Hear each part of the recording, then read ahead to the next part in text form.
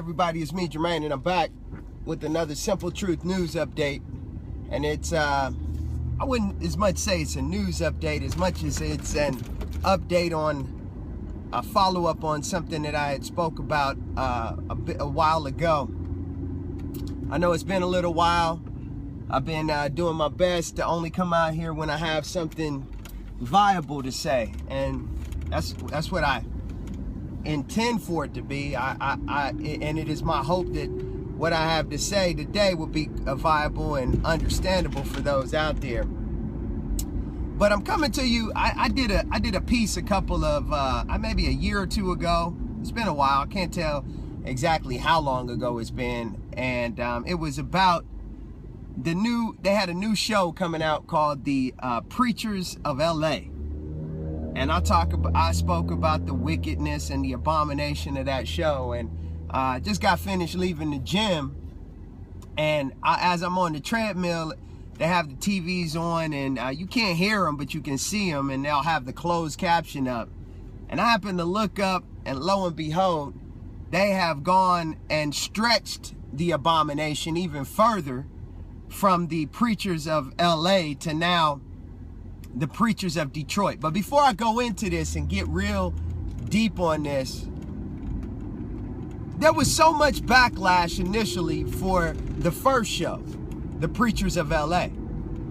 And you had all kind of even preachers that came out saying that this was wrong and this shouldn't be done.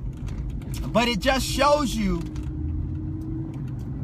the wicked appetite of this society that we live in, that even something that appears on the surface to be an abomination even to the heathens out there, the ones that call themselves believers but yet deny anything that has to do with what the Bible actually says, they turn around, and the only way that these producers and these creators can make stories and TV shows like this as if there's an audience for it. And so I'm sitting here and I'm watching this wicked abomination. You know, these so-called pastors, bishops, and apostles, they love titles, boy. They absolutely positively love titles. And they're decked out and adorned in all of these strange gods, and, you know, looking like metrosexual individuals.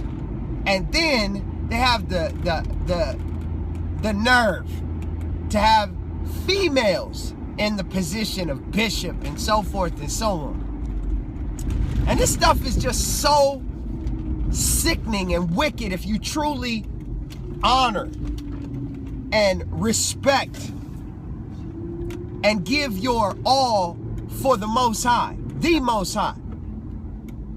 And you know, with these type of reality type shows, these pseudo reality shows, because it's all scripted.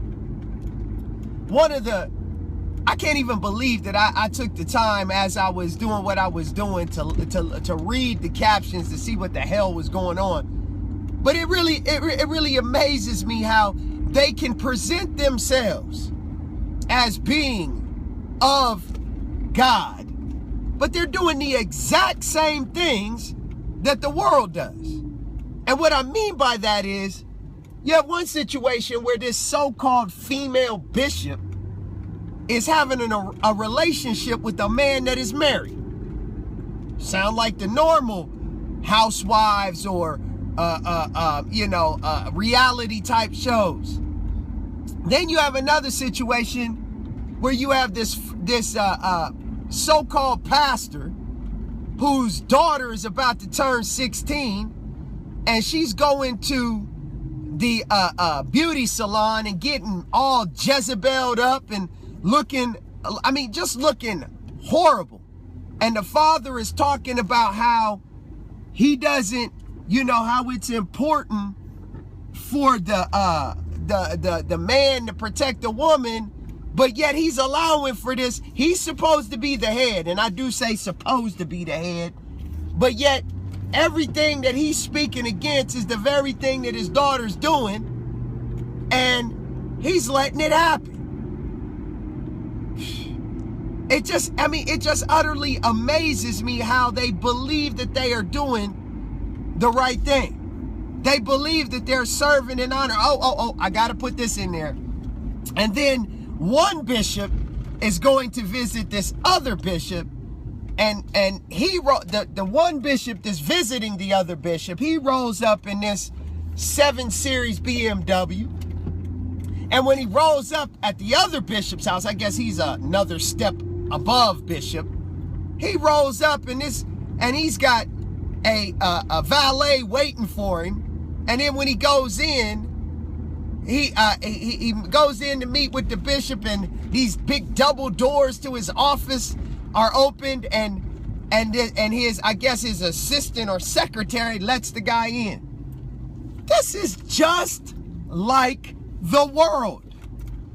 So I pose the question to you so-called believers out there that will hear this, because I know true saints are going to hear this and understand where I'm coming from. How is it possible that you can believe Jeremiah 3:15 when it comes to these wicked, abominable, false, so-called men of the Most High, men of God? They're not men of the Most High. How are they given after Yah's own heart? He said, I will give you pastors according to my heart that will feed you with knowledge and understanding. And these wicked, abominable men that are doing all the things that the world does, you're telling me that those are true pastors, bishops, apostles? Get out of here. This has been the simple truth.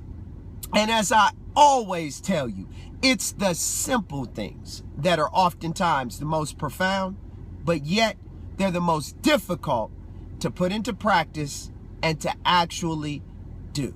I want to thank you for joining me on this episode, and I'll be sure to see you,